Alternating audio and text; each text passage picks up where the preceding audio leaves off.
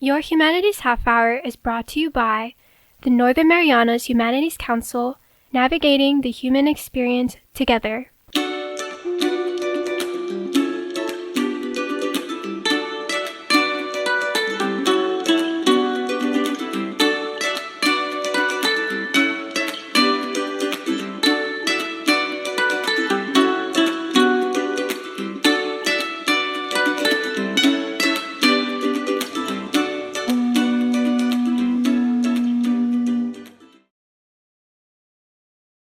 Hapade Tiro, and welcome to Your Humanities Half Hour. I'm Catherine Perry.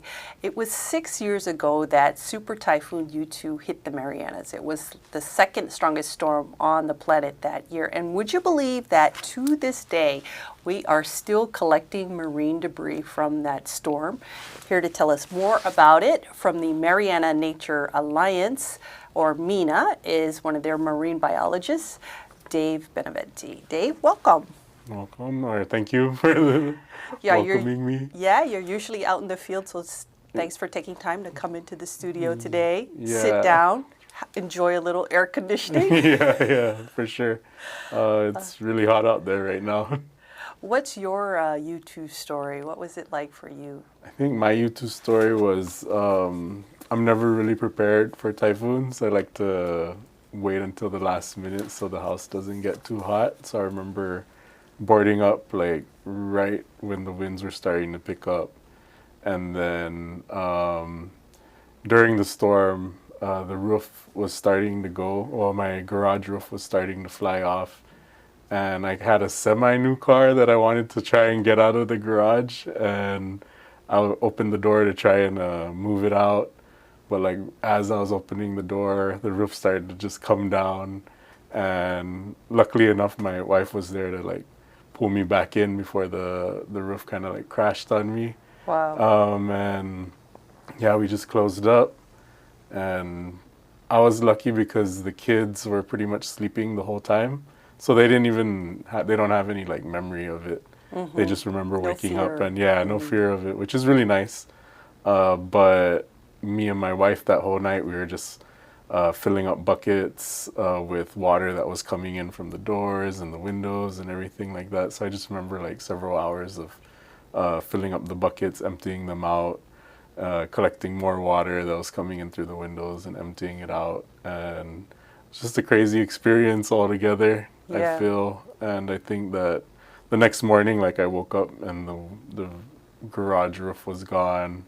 There was tin everywhere. There was just like, several big trees were down, and where we live there's a lot of old mango trees, and several of those went down too. So I was really surprised by its strength.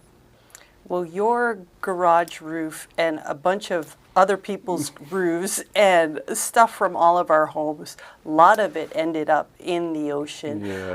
Tell us about this project, removal of marine debris from endangered species habitats in coastal areas and shallow waters of Saipan and Tinian. What's it all about? So it's pretty much a debris removal project. It was applied for after the typhoon, so it was money from NOAA's Marine Debris Office that was available to the CNMI. MENA applied for the project and was granted an award to remove the debris, even though it was several years after the typhoon. We were still able to get money to kind of get debris out of the water. Any lingering debris in the water we'd pull out, and then debris in nearshore areas. I think the endangered species is just the habitat. So like a lot of our habitat is home to turtles and corals that are endangered. So it's just getting that debris out of the habitat so that the animal life doesn't get harmed, and at the same time humans don't get harmed as well from the debris. So I understand it's kind of like a two-part cleanup, Tinian and Saipan. Over $2 million. I mean, congratulations on that, really. What about the Tinian project? How did you go about doing that? All right, so initially there were surveys right after the typhoon that were conducted, and then surveys of personnel that were doing a response. So Tinian's mayor's office, Saipan mayor's office. They were contacted, and MENA had some of their own rangers that would go out and conduct nearshore assessments, so looking at where the highest concentration of debris was at. These are the Tasi Rangers, Yeah, right? the Tasi Watch Are Rangers. the Tasi Watch Rangers all volunteers, or?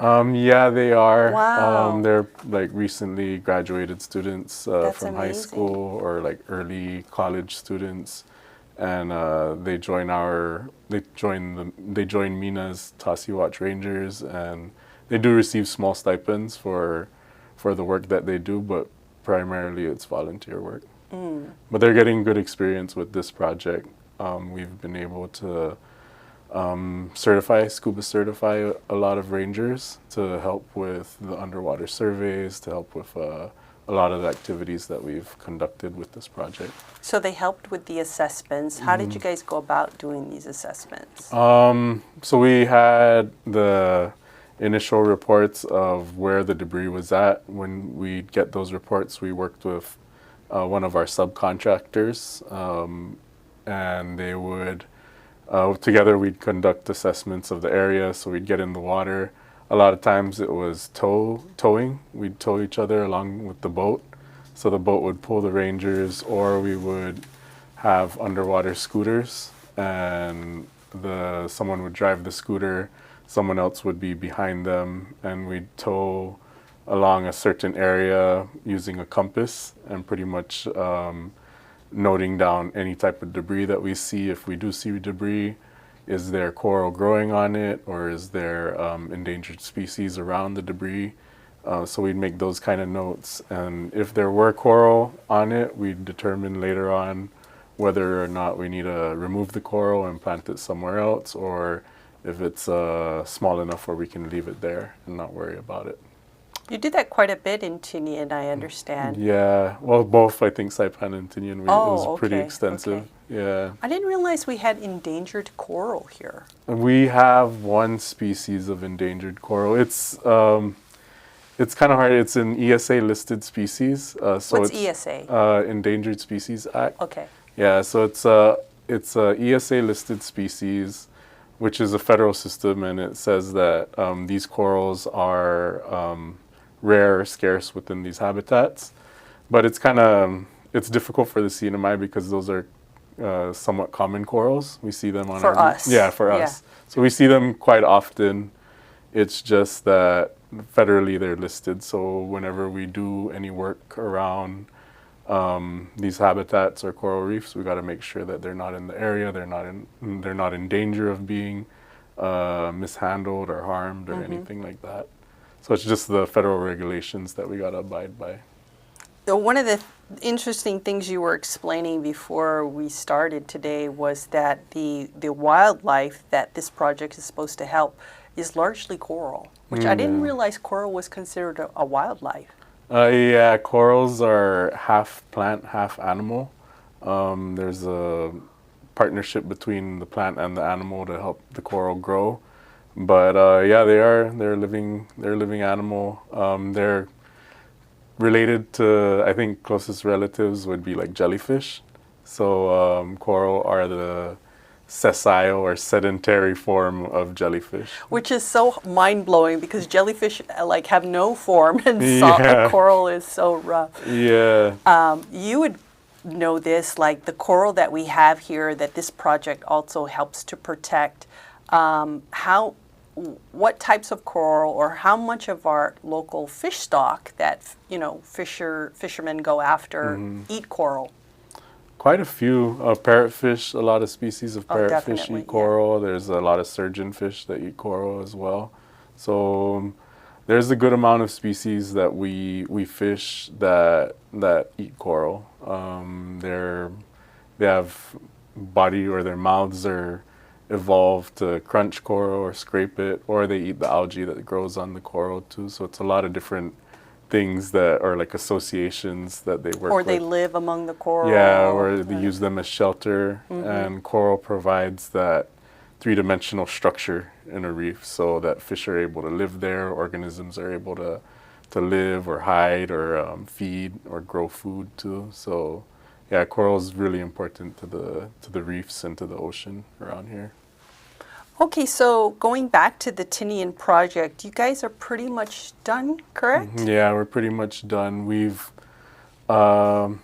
pretty much done a lot of the debris removal. And this was in the harbor, correct? Or Yeah, was it various? there were other areas. So there was Northern Tinian, which we know that there wasn't a lot of debris there, and they're just finishing up surveys up on Eastern and Northern Tinian just to double check. But most of the debris was situated within the harbor and a few spots outside of Totnya Beach in Tinian. And we were able to work with the mayor's office and our subcontractor to collect all the debris, look for any coral that needed to be removed, remove the coral and transplant it to another location nearby. And then also, once all of the coral was taken out and all the debris was situated or moved together in like piles, we'd go around with a big steel cage pretty much. Well, the subcontractor had a big steel cage, and they'd load up all the debris into these cages and pull them around underwater to it was a staging area right at the side of the dock at the harbor. And then on that final day, there was a huge crane that would come and pull up all the debris. Most of it, there was a lot of tin, some signboards. Yes, there was. There was 372 pieces of tin so far. 372 pieces. Apparently. How many pounds altogether? That first removal was about 69,000 pounds. So the first removal happened in 2022. And then the second part of that just happened earlier this year. So spring of this year, there was a bunch of other tires and areas and tin that were removed from Tinian Harbor and the area around there. And I did want to ask you about that, which you have a pretty good justification as to why you would have found 350 tires. Yeah, we found a lot of tires in Tinian Harbor. I was like, is somebody dumping tires in Tinian Harbor? Yeah. But you have another theory. Well, I mean, it's like the tires are used as bumpers on the harbor. Yeah. So even if you go to the harbor here, you'll see that there's these big rubber bumpers that protect the boats from damaging the port or anything like that. So if you don't have these giant bumpers, then you use tires. And a lot of the tires had chains through them. Or they were the big tractor tires. Yeah, big tractor tires. Which they use as bumpers. Yeah, they use those as bumpers as well. So I just think over time, like no one's going to go down there and retrieve a 90, 120 pound tire. Right. Yeah, so. I mean, considering like back to Japanese times, or I don't know, World War II, post-World War II times, right? Yeah. I'm pretty sure nobody cleaned up the tires. So. Yeah, but they were there. They aren't necessarily associated with you two, but because we were in the area, we're like, you know what, we're here, we might as well clean up as much as we can. So we took out the tires as well. Awesome. Yeah. Well, when we come back, let's talk about Saipan. All right, for sure. Okay. We'll be back after this break.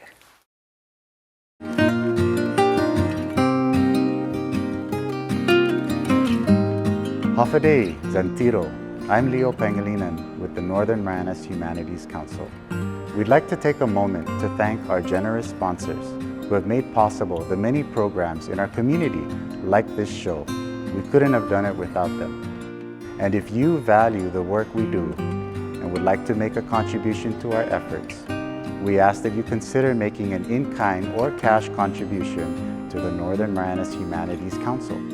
Any amount is appreciated, and donations of up to $5,000 qualify for an educational tax credit. We appreciate your partnership and support. Sidus Maasi, Olomai, and thank you.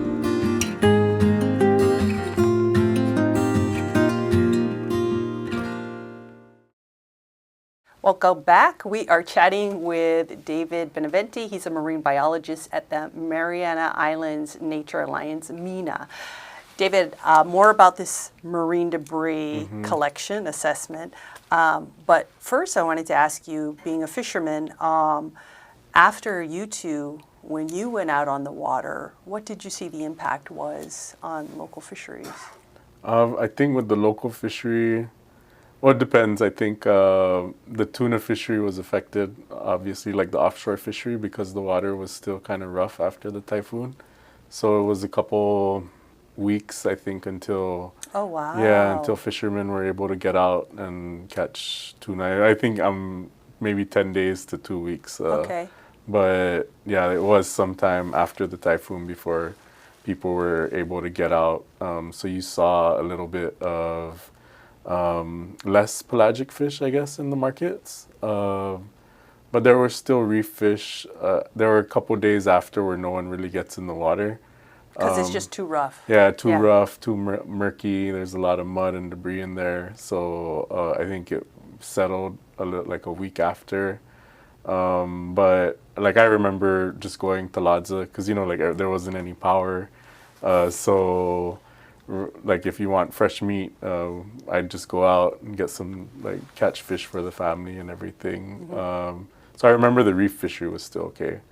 I was catching a lot of hanguen or those unicorn fish, the black unicorn fish. Okay. Yeah, so that was one of the main ones that I was catching after the storm. And yeah, I think rather than lining up for MREs, I decided to go fishing instead. I bet your family appreciated that. Yeah, the kids were happy about it for sure. So this might be a weird question, but is there any fish that we tend to get more or see more of after a storm? I am not too sure, honestly. I figured you would be the person to know if anybody. Okay, yeah, just wondering. Yeah, I think it's more of like if the fishermen are going out and trying to fish, then you'll have whatever that they're going after. But I think just that storm, it was the issue of getting gas, the issue of getting ice. Right? Yeah, oh, so you I didn't even think about that. Yeah, it was those kind of things that really limited their ability to go out and fish. Okay, so let's talk about the Saipan part of this project. What are you guys up to? What have you accomplished so far? Well, we kind of staggered a bunch of different things together for Saipan. Initially, we did assessments along the whole shoreline. So, well, the project initially was just the southern part of Saipan. So southern part of Saipan and some parts of Tinian. But we were able to ask for an amendment from the grantor to expand it to the whole island and not only just the coastal areas but inland as well. That way, if there's any potential debris that's still stuck in the jungle or still that further inland than the coast, then we'd be able to go and pull that debris out. For Saipan, we started with the water portion first. So we conducted in-water surveys of pretty much the whole entire lagoon.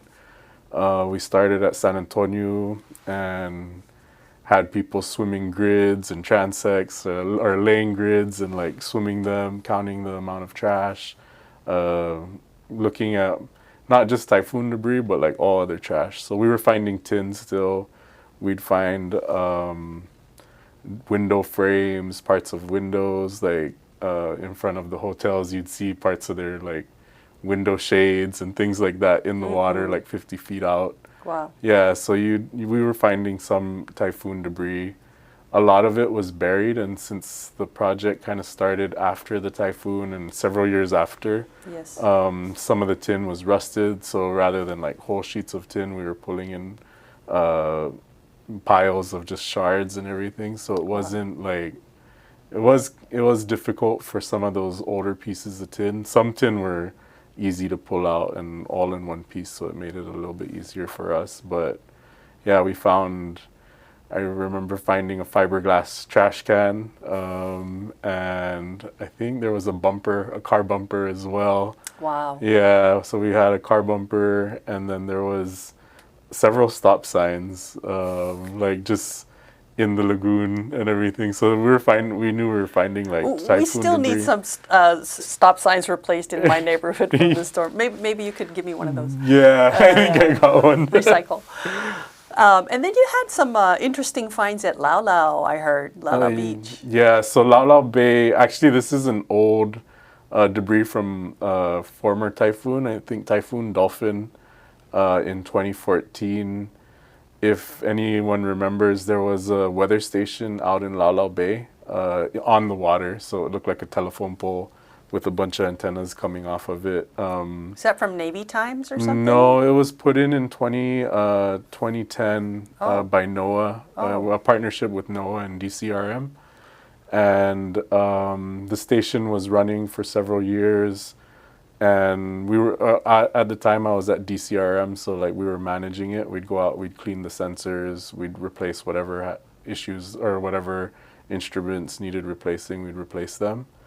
And then in 2014, Typhoon Dolphin broke it in half and pretty much like knocked it, took it offline.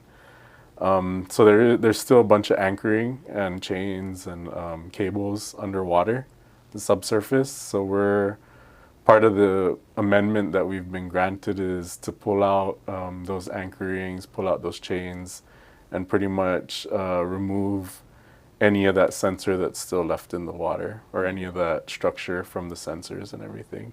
So that'll be kind of like one of the last projects that we finish up this year with, and then the grant ends this year. So that's kind of like the culmination. I'm really happy about it because I worked on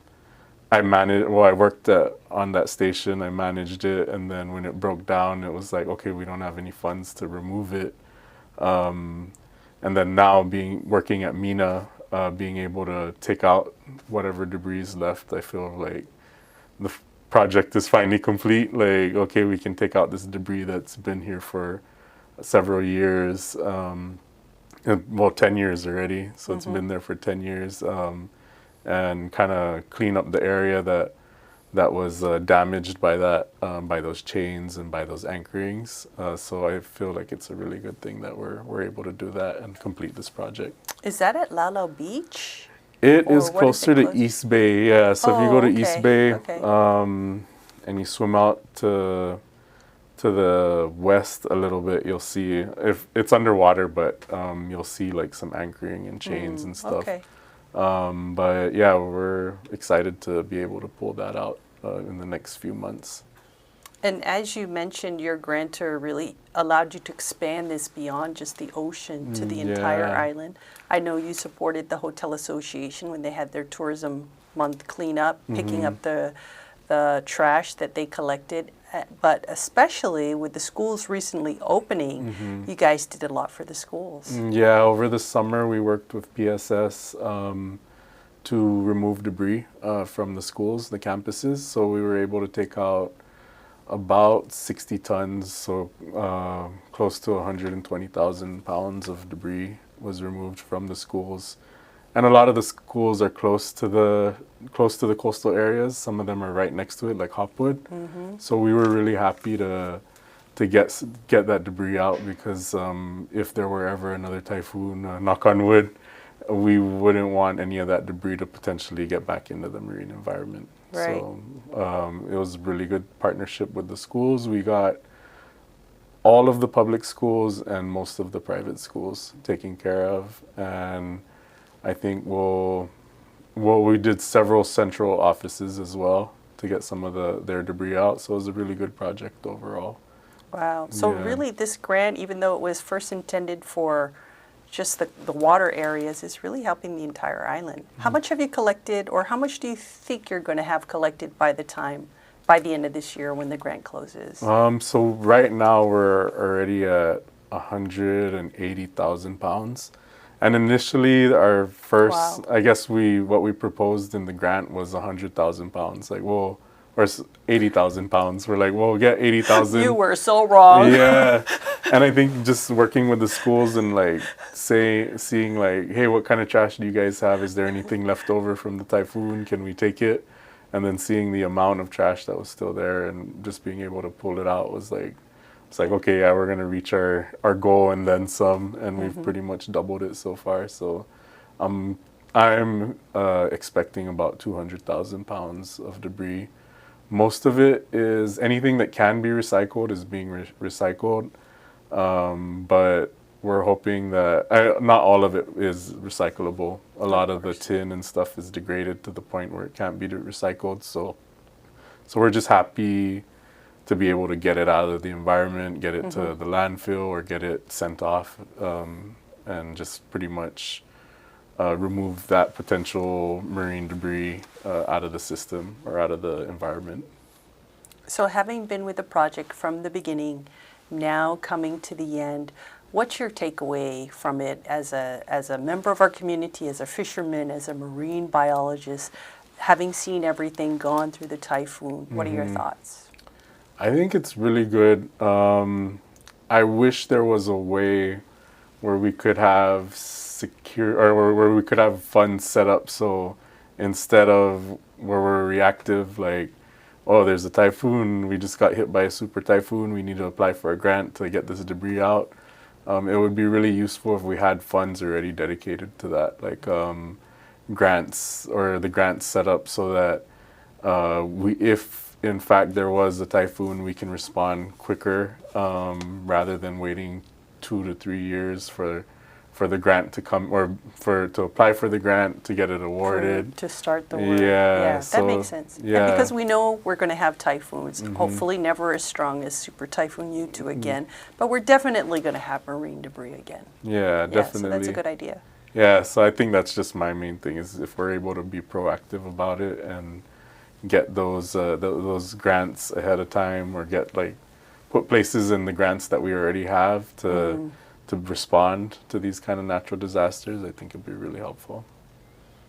Well, thank you so much for No bringing us problem. up to speed on the marine debris collection project of BINA. Any final thoughts before we send you back out into the field and into the sun and into the heat? No, I like the field and the sun and the heat, so I'm happy to go back out. I think any final thoughts? If you do have debris that could, I don't know, potentially get into the environment, you should, I guess before the typhoon hits, you should try and get rid of the debris. I know the mayor's office is working with village cleanups, so if you do have any lingering debris, get it out and get rid of it, and take advantage of the opportunities to get the debris out of the environment. Thanks, Dave. Appreciate all you guys are doing. Thank you. Our guest today has been Dave Benavente. He's a marine biologist at the Mariana Islands Nature Alliance, or MENA, sharing with us about the almost completed project about marine debris collection in Saipan and Tinian. This has been your Humanities Half Hour. I'm Catherine Perry.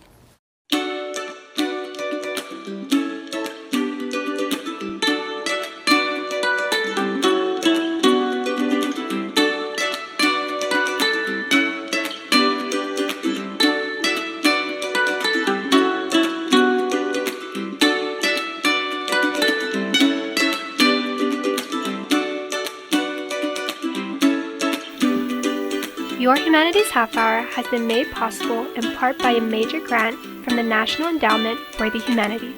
Democracy demands wisdom. Any views, findings, conclusions, or recommendations expressed in this program do not necessarily represent those of the National Endowment for the Humanities. For more information or to share your thoughts, contact the Northern Marianas Humanities Council at nmhcouncil.org or on social media at 670 Humanities. That's 670 Humanities.